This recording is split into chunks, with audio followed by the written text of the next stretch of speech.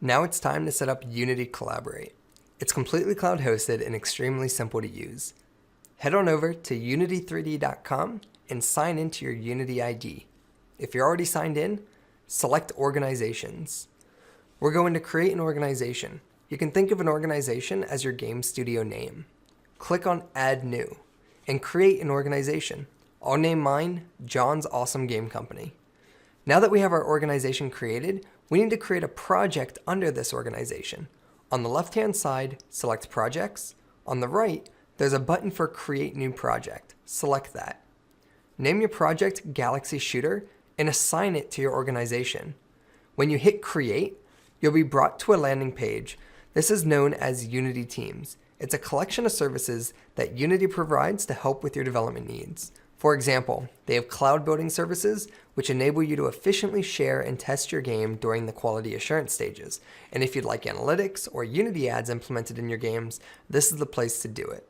What we're interested in here is the Collaborate service. Click on the green button to enable Unity Collaborate. That's all we had to do. Head back into the Unity editor. Go to Window, Services. Select your organization from the drop-down menu and hit Create. Select Unity Collaborate and click on the slider in the top right to enable it. The engine will recompile and we're now ready to start using Collaborate. Let's save our scene by going to File, Save Scene, or by hitting Control-S, Command-S for Mac.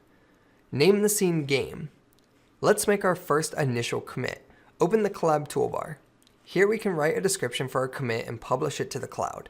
Essentially, any new feature or stopping point, we'll be publishing new commits, keeping track of our work, and in the event that we'd like to change something, we can easily revert back to that previous published revision and begin new work from that point. Version control is totally awesome and it's heavily used throughout the gaming industry. Let's make our first commit by typing in initial commit and hitting publish now. That's it. Our work is saved and we're good to continue developing. Any changes we make, we'll want to make sure we commit before we stop working.